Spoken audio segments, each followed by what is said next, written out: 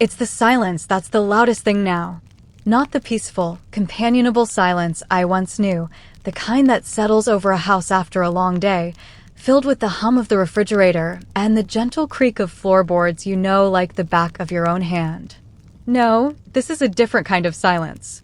It's an empty, echoing void that lives in a room I don't recognize, with walls painted a sterile, forgettable beige and a window that looks out onto a parking lot instead of the shimmering waters of Lake Huron.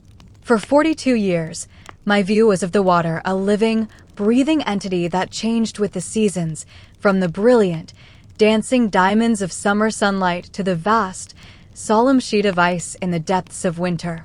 The lake was the metronome of my life, and our house, the one Robert and I built not just with wood and nails, but with decades of shared breaths and unspoken understandings, was its vessel. Now I am adrift, and the silence in this cheap motel room is the sound of my own life being hollowed out. It all ended on a Tuesday. It seems so mundane, so insulting, that a life's work could be dismantled on a day of the week with no particular significance. It wasn't a dramatic, storm-filled night. The sky was a placid, indifferent blue. I had spent the afternoon weeding the hydrangeas that line the flagstone path to our front door, the ones I'd nurtured from tiny, fragile stems into great, billowing clouds of blue and purple. My hands were stained with earth, and I remember feeling a simple, profound contentment. This was my kingdom, this patch of earth, this house filled with the ghosts of laughter and the scent of the countless meals I'd cooked. Robert was due home from the city, where he'd gone to have lunch with our daughter, Jessica. I was planning to make his favorite, a shepherd's pie, the rich aroma of the lamb and rosemary a familiar welcome. When his car pulled into the gravel driveway, the sound of the crunching stones was different. Sharper. More aggressive.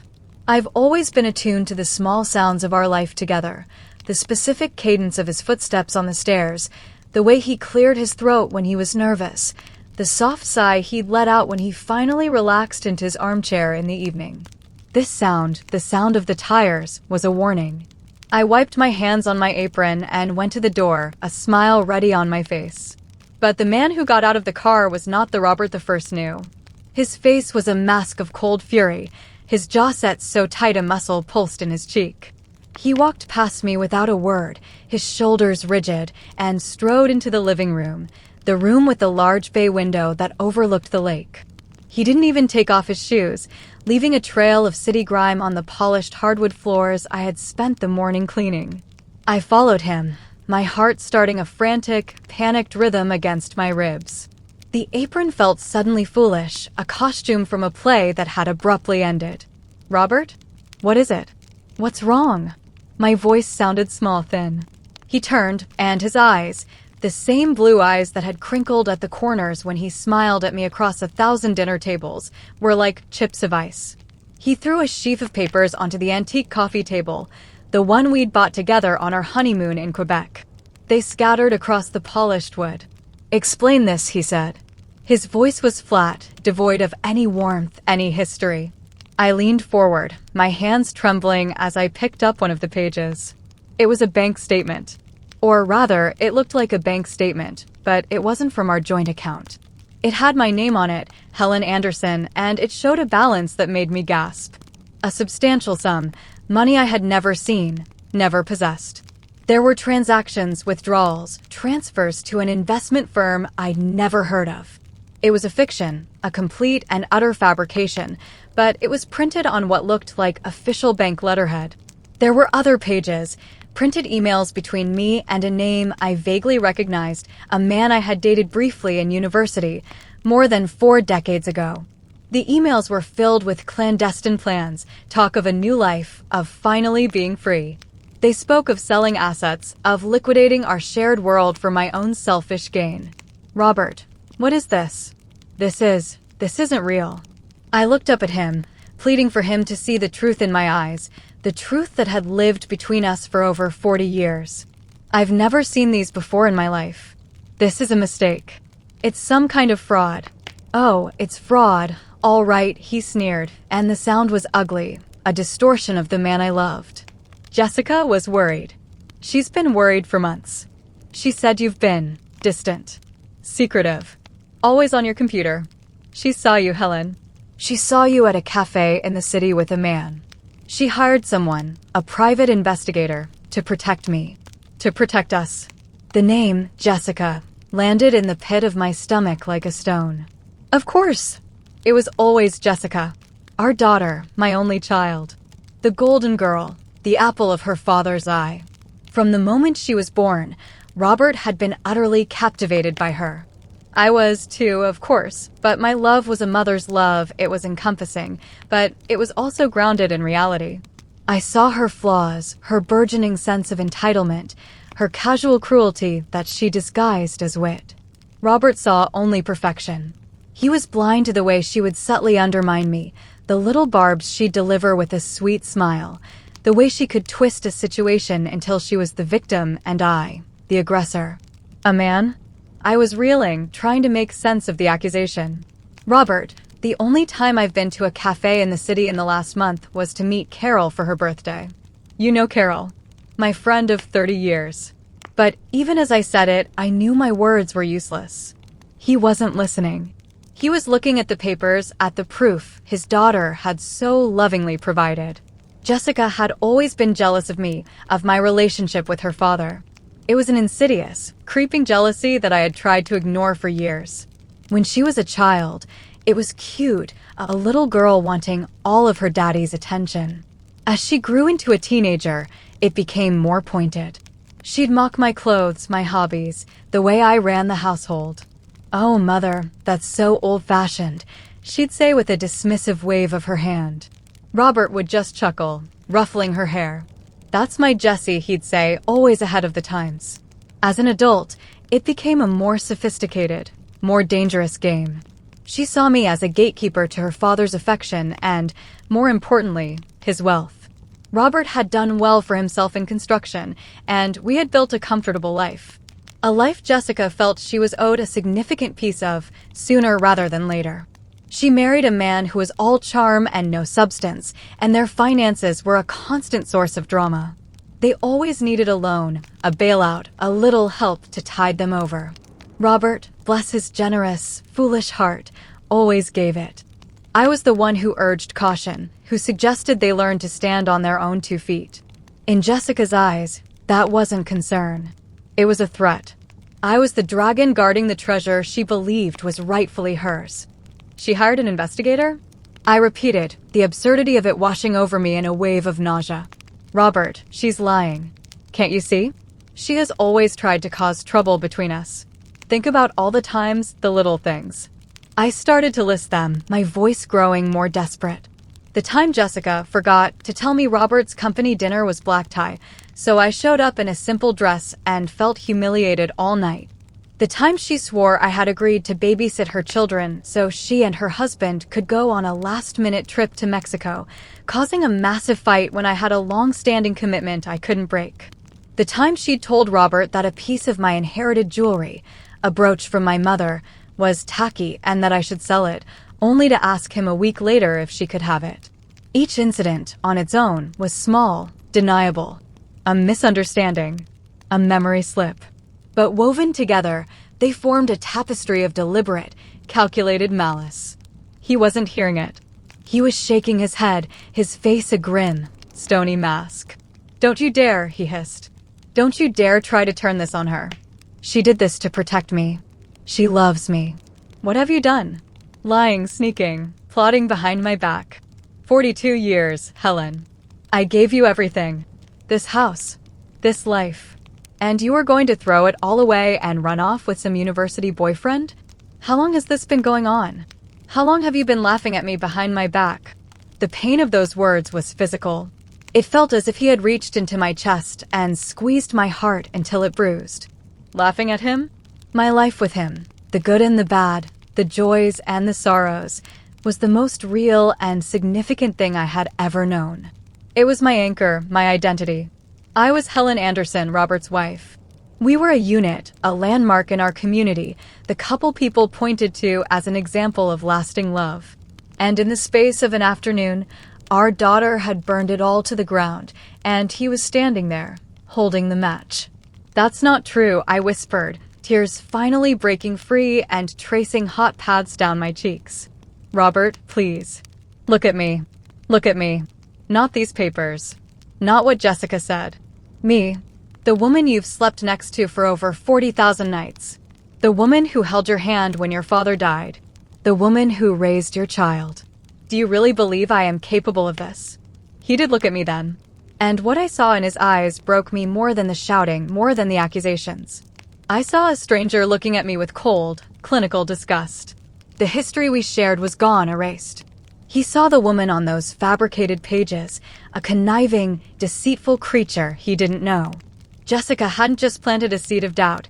She had planted a fully grown, poisonous tree, and its roots had choked out everything else. I don't know who you are anymore, he said, his voice quiet now, which was somehow more terrifying. Jessica showed me the truth. It's a bitter pill to swallow, but I have to thank her for it. I want you out of my house. Your house. The words were Arflex. Robert, this is our house. We built it together. My father helped lay the foundation. My mother planted that old oak tree by the water. Our memories are in these walls.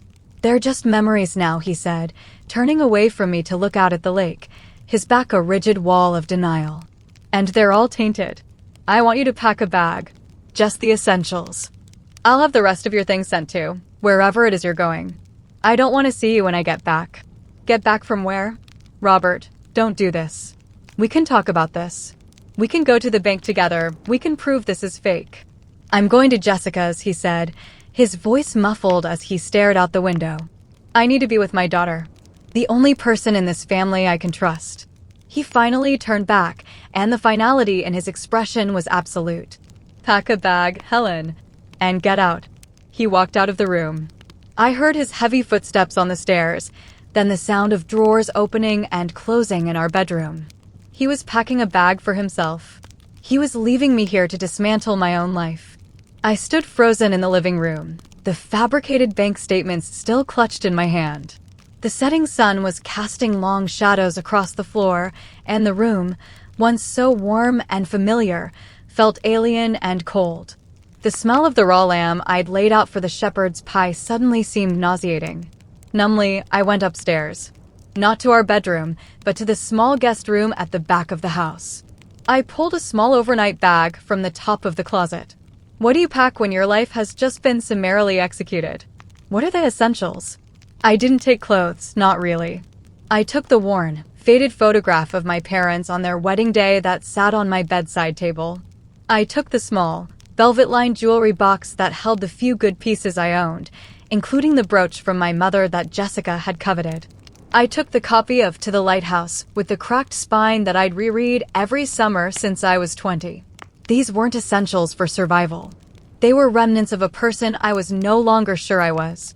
As I walked through the upstairs hallway, I paused at the door to Jessica's old room.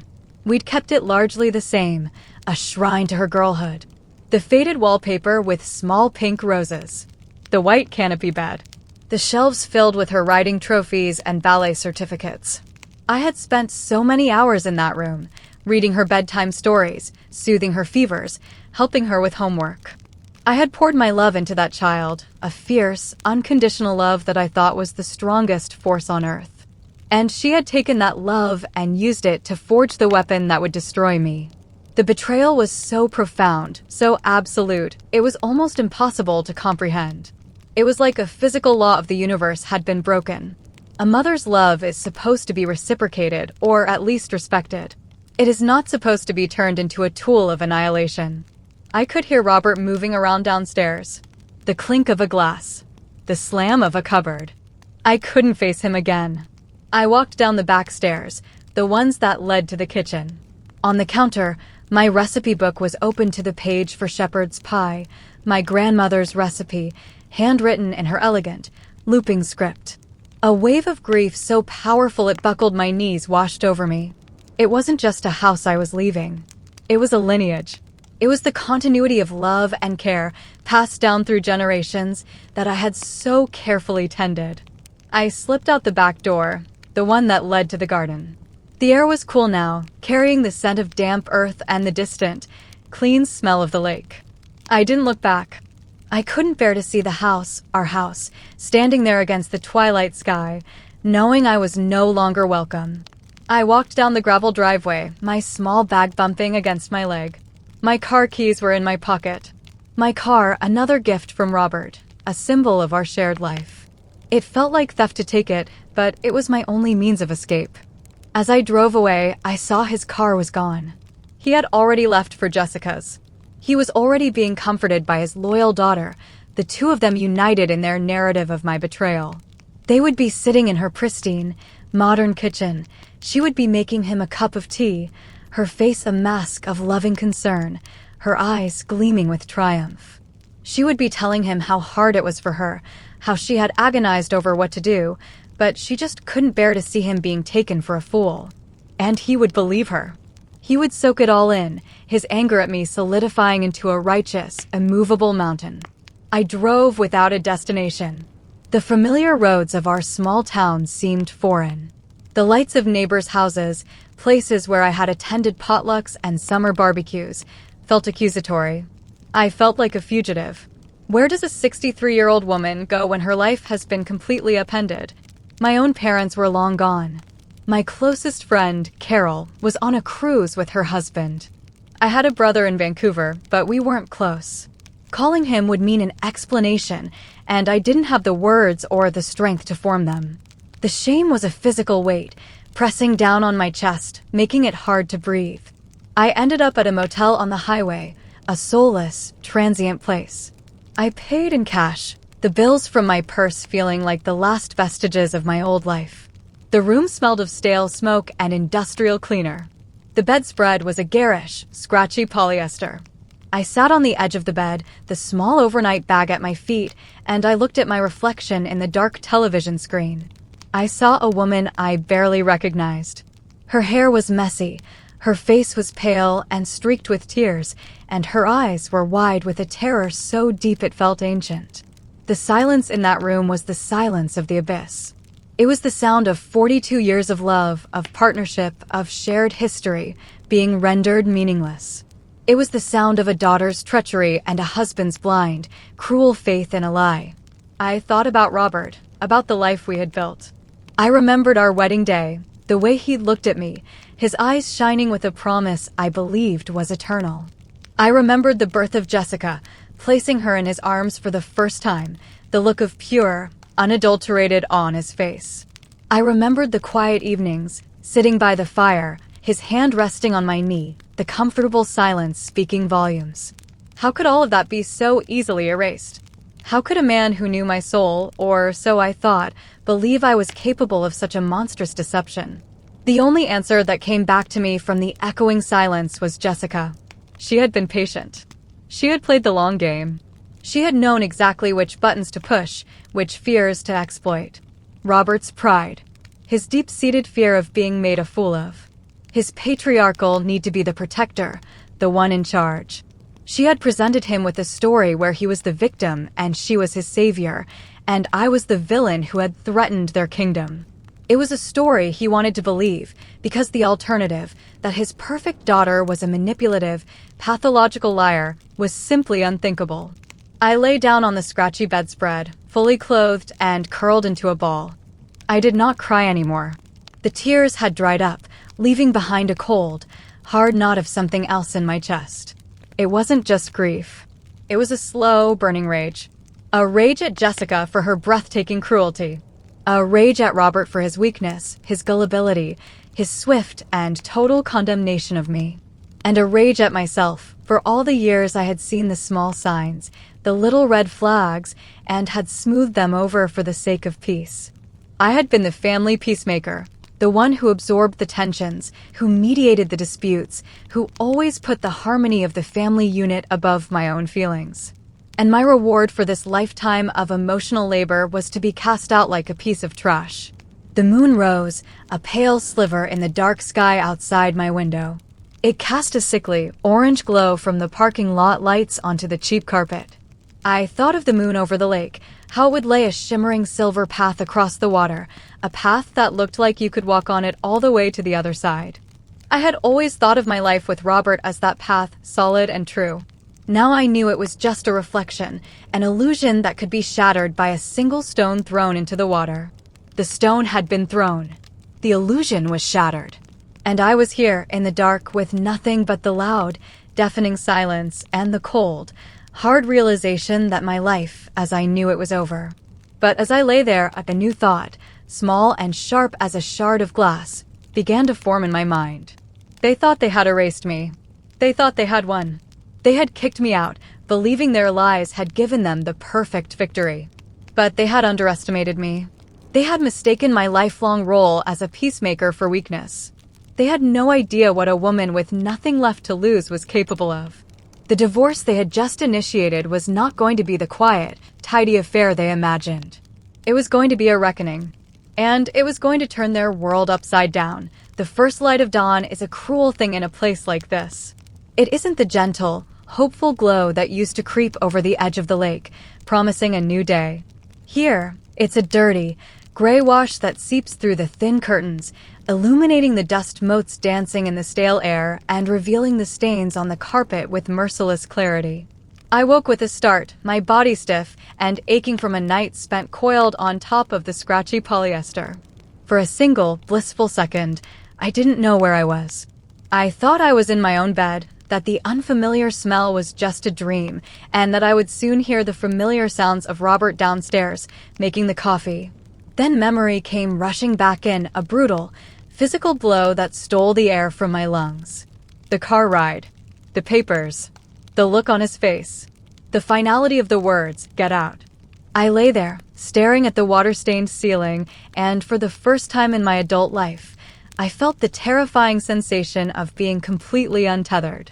My life had been a ship, securely moored in the harbor of my marriage, my home, my family. Now the lines had been cut, and I was drifting in a vast, empty ocean with no land in sight. A wave of grief, so pure and potent it felt like a physical illness, washed over me.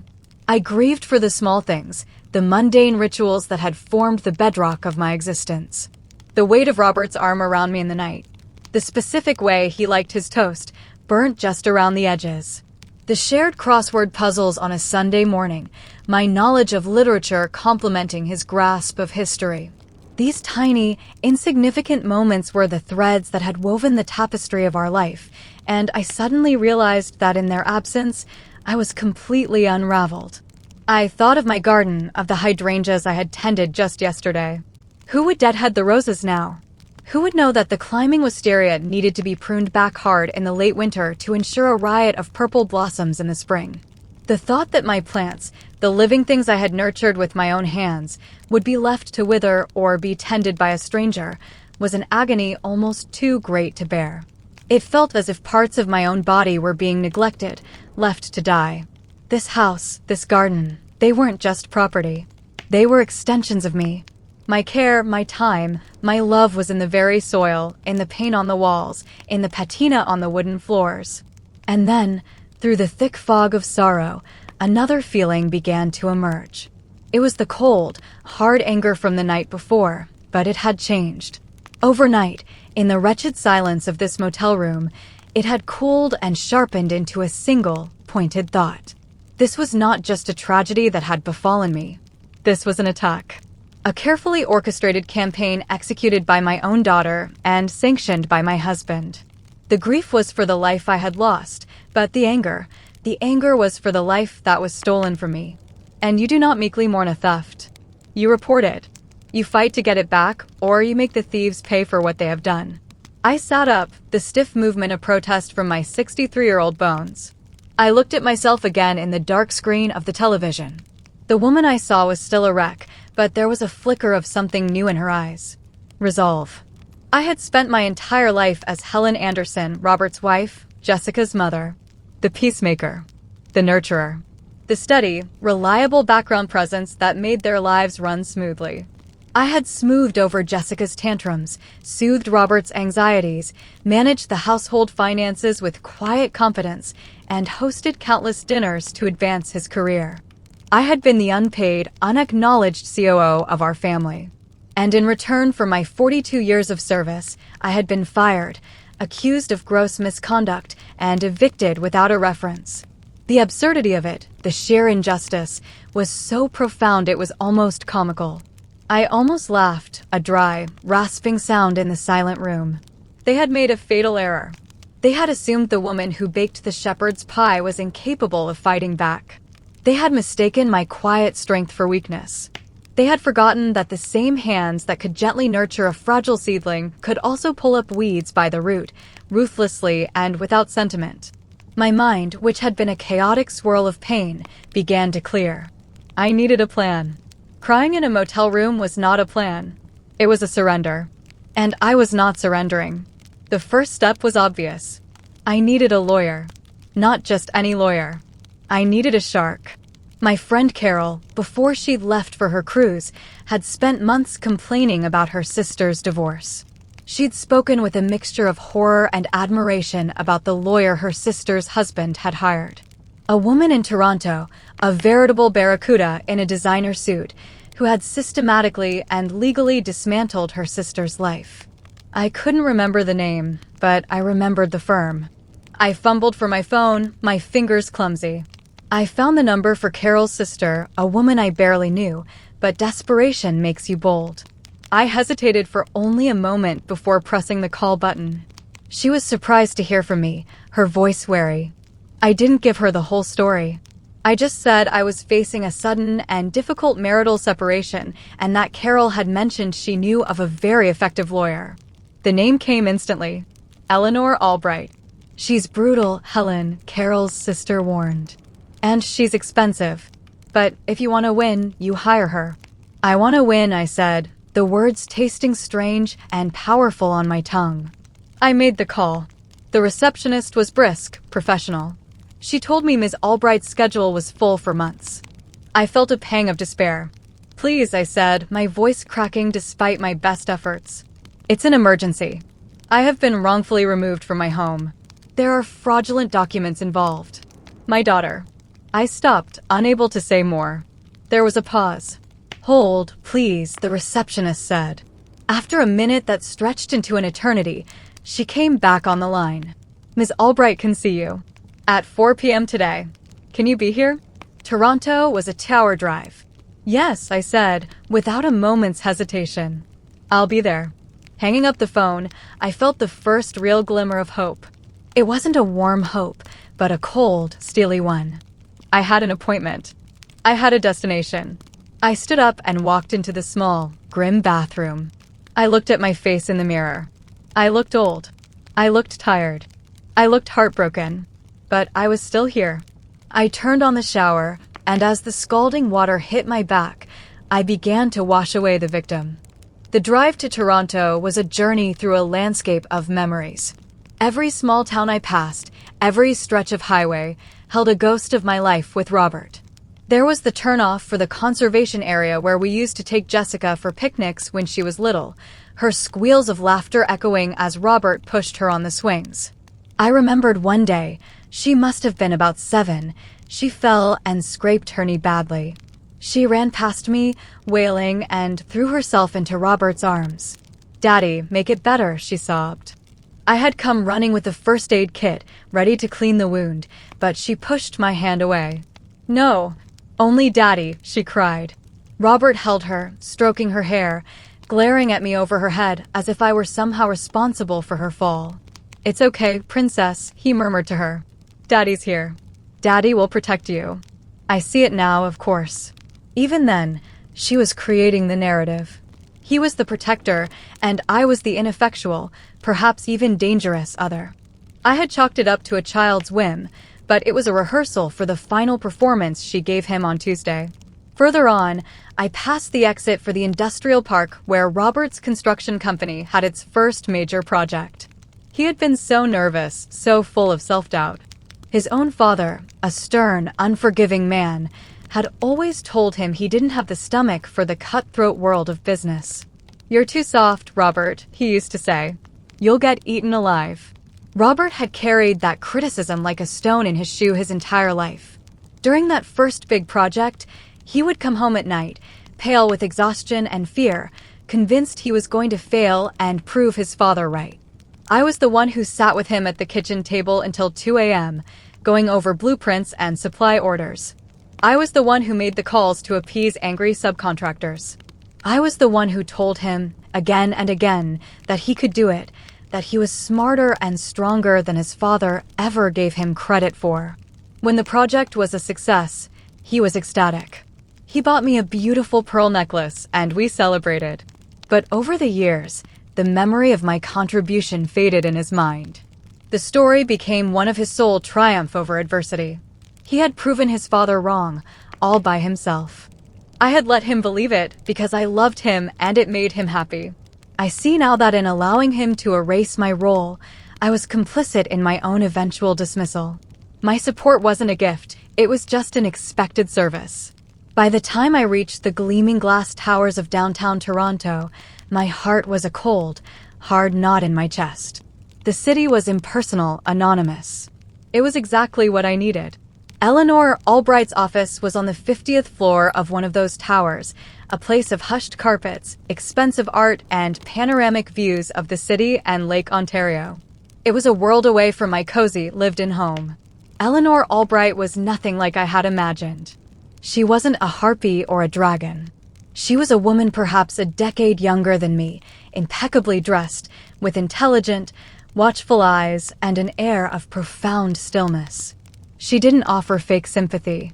She gestured to a chair, poured me a glass of water, and said simply, "Tell me what happened."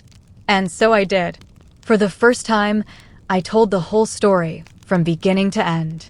I told her about our 42-year marriage, about the house we built, about Jessica's lifelong jealousy. I told her about the little incidents, the pattern of manipulation I had ignored for so long. And I told her about Tuesday. I pulled the crumpled, fraudulent bank statements from my purse and laid them on her vast mahogany desk. I expected her to be shocked. She wasn't. She examined the papers with a calm, forensic focus. She read the fabricated emails. She listened without interruption as my voice grew thick with tears and then hard with anger. When I was finished, an exhausted silence filled the room. She looked at me, her expression unreadable. I felt a surge of panic. What if she didn't believe me either? What if I just sounded like a crazy, hysterical old woman? Then she spoke, and her voice was like ice. "What your daughter has done," she said, tapping a perfectly manicured finger on the fake bank statement, "is not just a lie. It is a conspiracy to commit fraud. What your husband has done, by acting on that fraud to summarily evict you from the matrimonial home, is not just cruel. It is illegal. This isn't a simple divorce, Mrs. Anderson. This is a case of targeted financial and emotional abuse with the goal of alienating you from your marital assets." Hearing my chaotic pain translated into the cold, precise language of the law was the most validating experience of my life. I wasn't crazy. I wasn't hysterical. I was the victim of a calculated crime. The shame that had been clinging to me like a shroud began to dissipate, replaced by a surge of righteous fury so powerful it made me sit up straighter.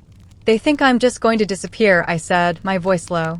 "They think I'll be so ashamed and heartbroken that I'll just accept whatever crumbs they deign to throw me." Ms. Albright gave me the faintest hint of a smile. It was a chilling sight. "They have severely miscalculated," she said. "The fact that they created these documents is a gift. It establishes clear malice. It will utterly destroy their credibility in front of any judge. We are not going to be asking for half of the marital assets, Mrs. Anderson.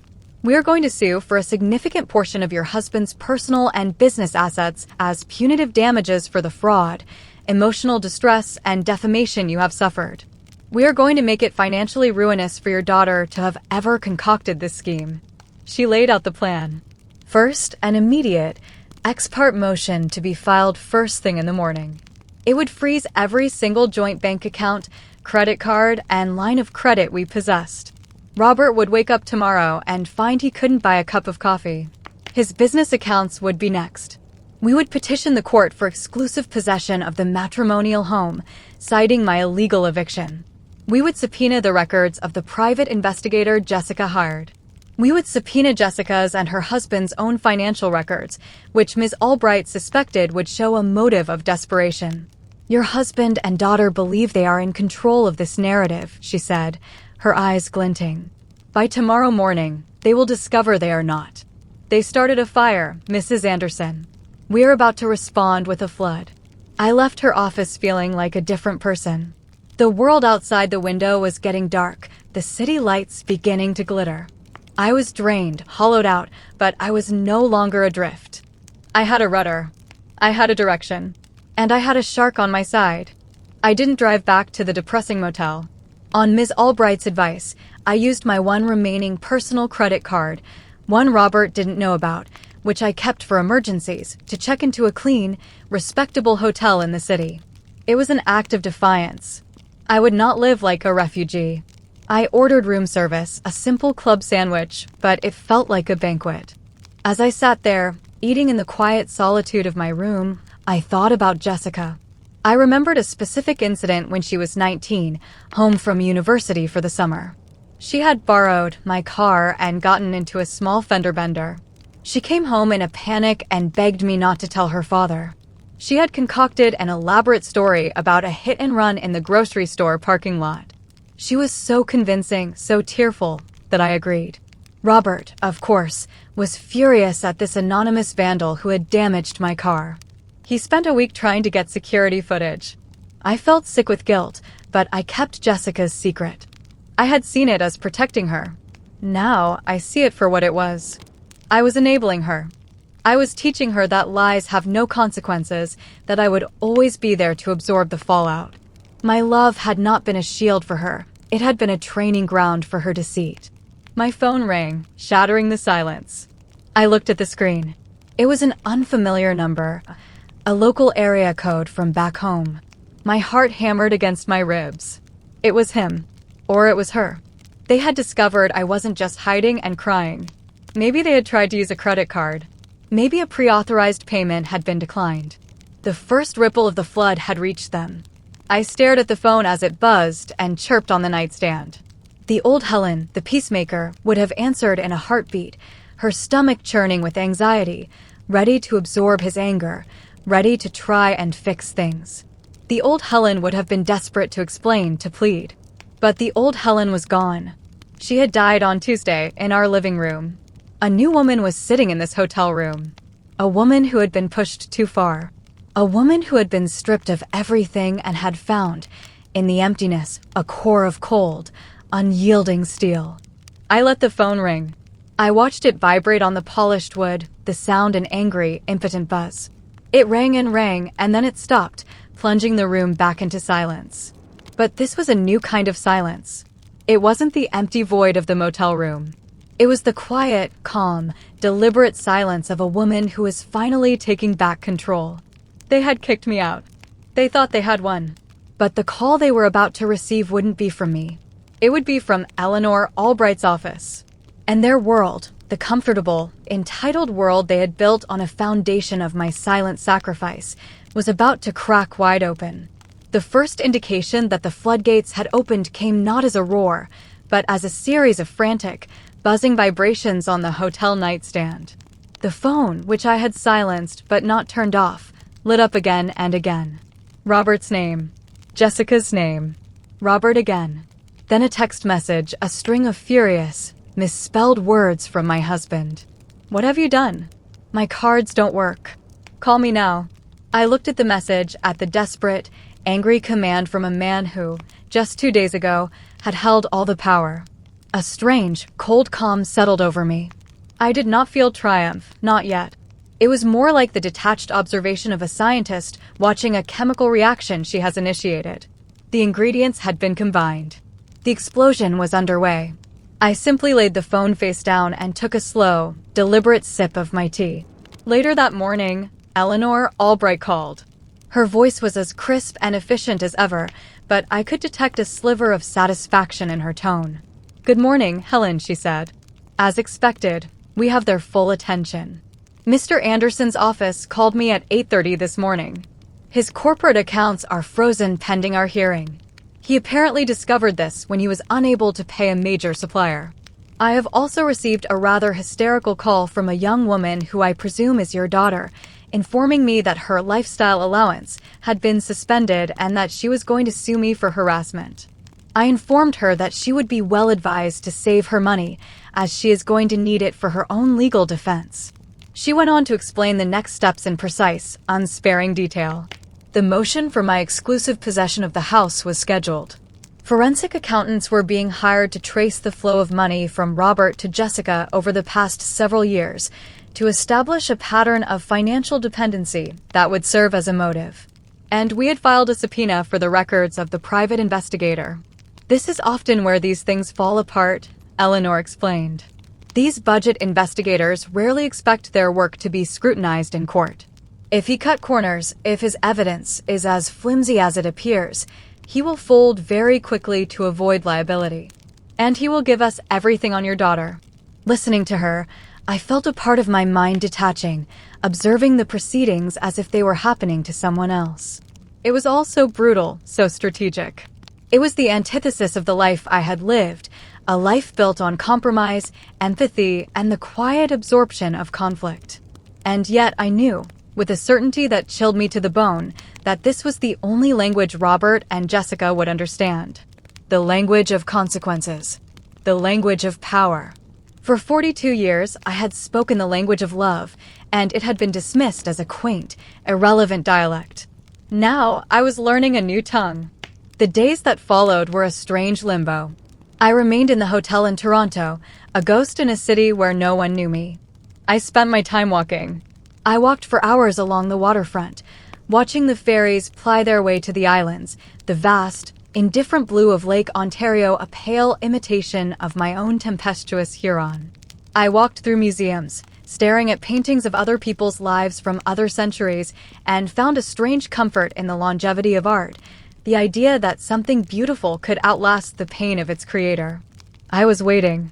The legal machinery was grinding away in the background, a distant, powerful engine I had set in motion. I received daily updates from Eleanor. Robert had hired a lawyer, a man from our hometown who was known for handling amicable, small-town separations.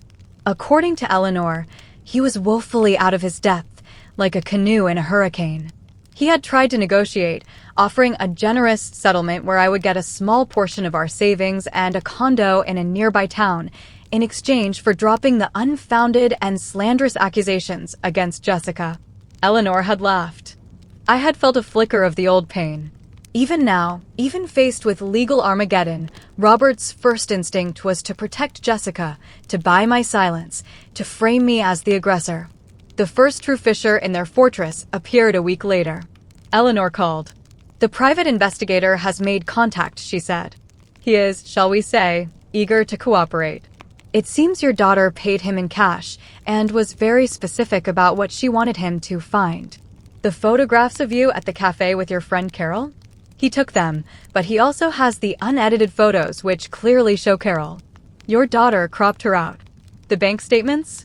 He informed us that your daughter provided him with a template she had created on her home computer, and he simply populated it with the numbers she gave him.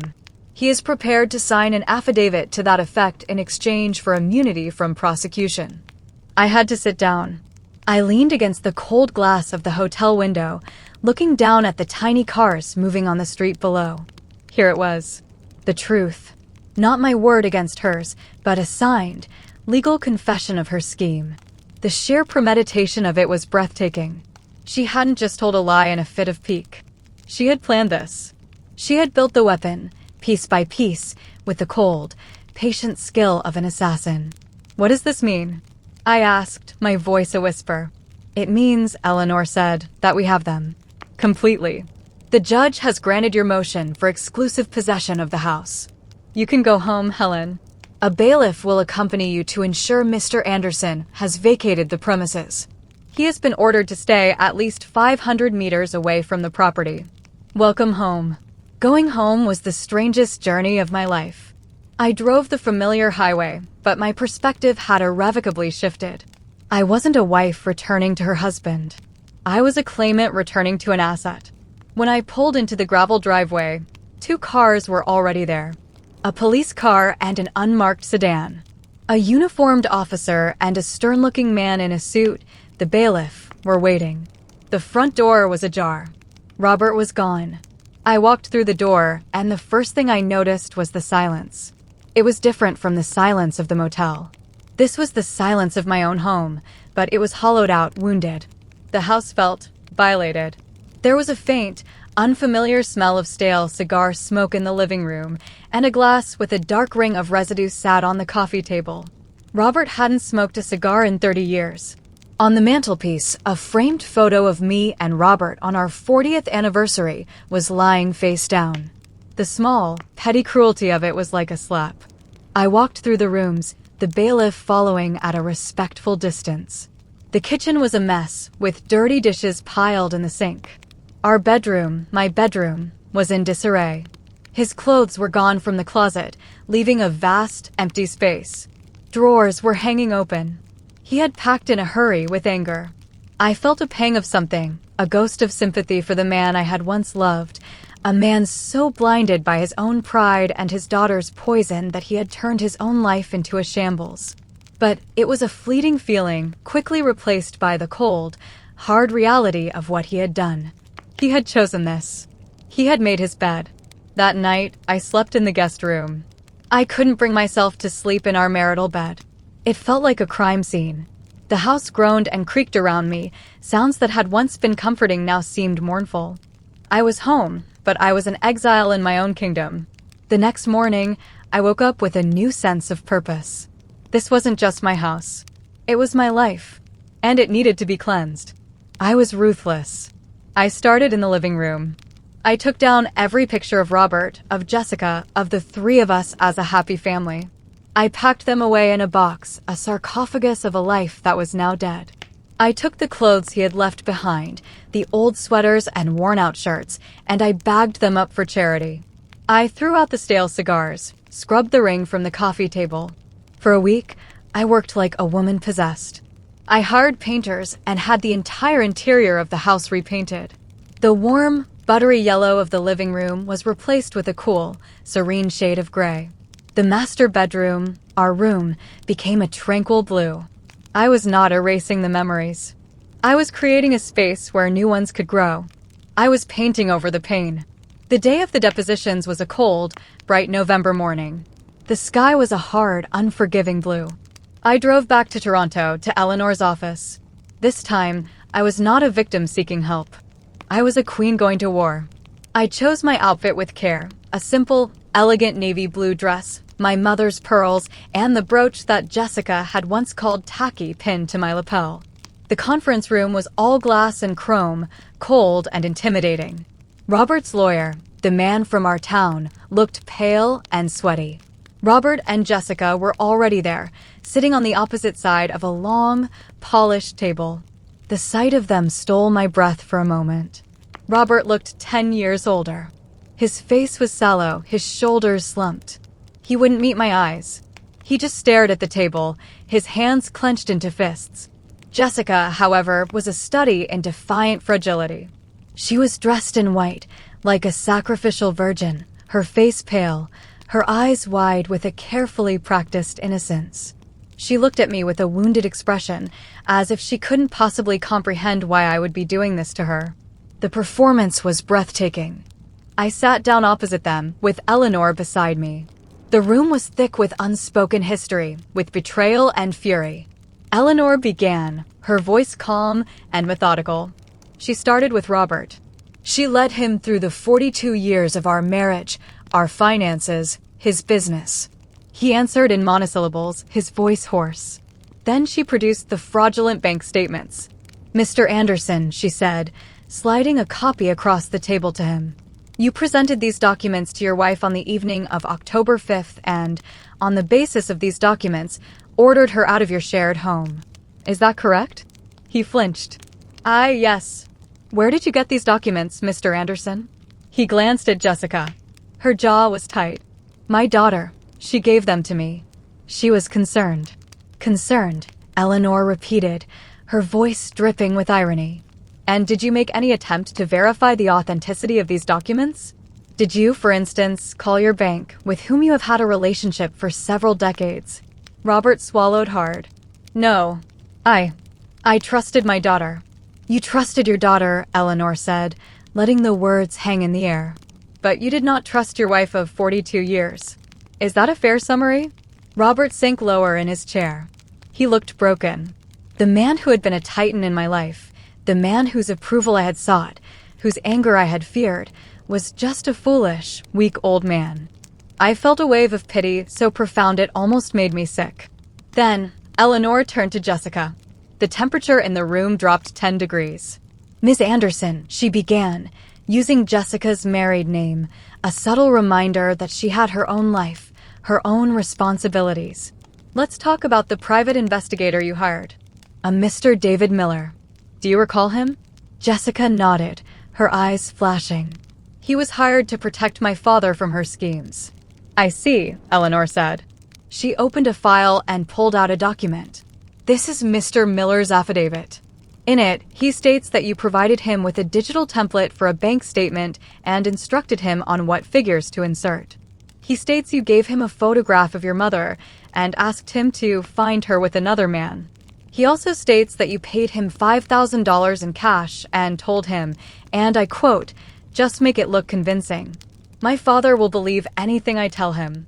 Do you have a comment on that, Ms. Anderson?" The color drained from Jessica's face. Her mask of wounded innocence shattered, revealing the raw, panicked fury beneath. "He's lying. She's paid him off. This is a conspiracy. Daddy, tell them." She turned to Robert, her voice rising to a shrill cry. But Robert wasn't looking at her. He was staring at the affidavit in Eleanor's hand, his face a mask of dawning, horrified comprehension. He looked as if he had been physically struck. He slowly lifted his head and looked at me, really looked at me, for the first time that day. And in his eyes, I saw it all. The collapse of his certainty. The realization of his monumental, life-altering stupidity. The horror of what he had done, of who he had believed. It was the moment the poison tree in his mind finally withered and died, revealing the barren, devastated landscape it had left behind. He looked back at his daughter, at the beautiful, perfect child he had adored, and he saw her, for the very first time, as she truly was. A liar. A manipulator. A monster of his own creation. "Jessie," he whispered, his voice trembling. "Did you?" Jessica saw the doubt in his eyes, the withdrawal of his unconditional adoration, and she completely fell apart. "She deserved it," she shrieked, pointing a shaking finger at me. "She was always trying to turn you against me. She controlled everything, the money, the house, you. I just wanted you to see what she was really like. I did it for you, Daddy. For us." Her confession, raw and unfiltered, hung in the silent room. Robert made a choking sound and buried his face in his hands. Her lawyer was frantically trying to quiet her, but it was too late. She had just handed us the entire case, wrapped in a bow. Eleanor calmly collected her papers. "I think we are done here for today," she said. The aftermath was swift and brutal. Faced with Jessica's confession and the investigator's affidavit, Robert's lawyer advised him to settle, and to settle quickly. There would be no trial. The settlement Eleanor secured was beyond anything I could have imagined. I was awarded the house, free and clear. I received 70% of our total liquid assets, including investments and savings. And then there were the punitive damages. A separate, substantial sum to be paid jointly by Robert and Jessica for the fraud, defamation, and emotional distress they had caused. To pay it, Robert had to sell the condominium he had bought in the city after I kicked him out. He had to liquidate a significant portion of his business holdings, gutting the company he had spent his life building.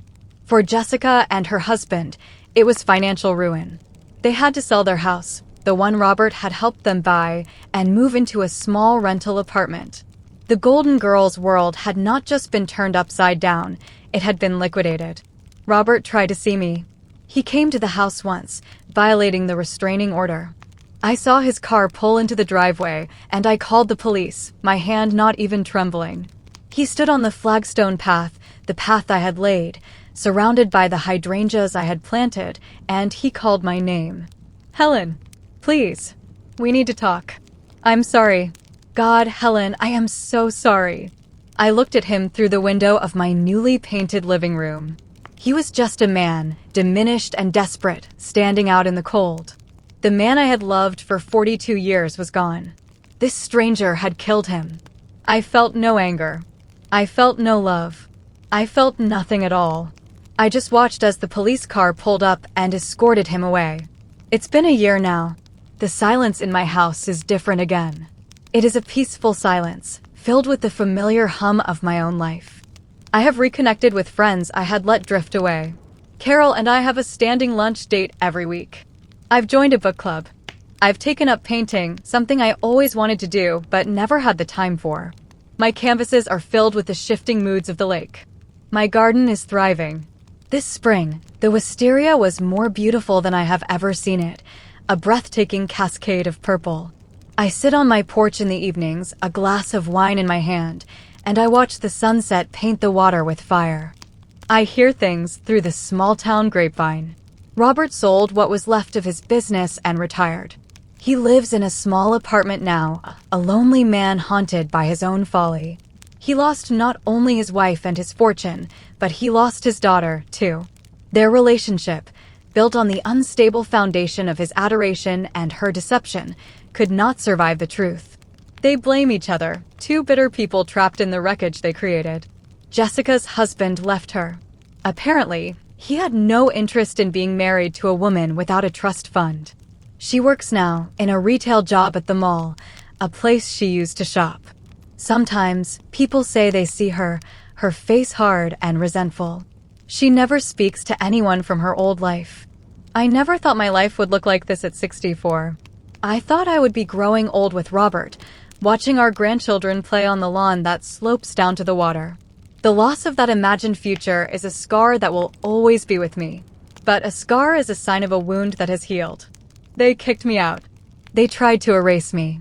But they did not understand that you cannot erase a woman who has spent a lifetime nurturing things into life, whether it is a garden, a family, or her own battered, resilient heart. They thought my strength was in my role as a wife and mother. They never realized that my true strength was simply in being me. And in the quiet, beautiful solitude of my reclaimed life, I have finally, after all these years, come home to myself.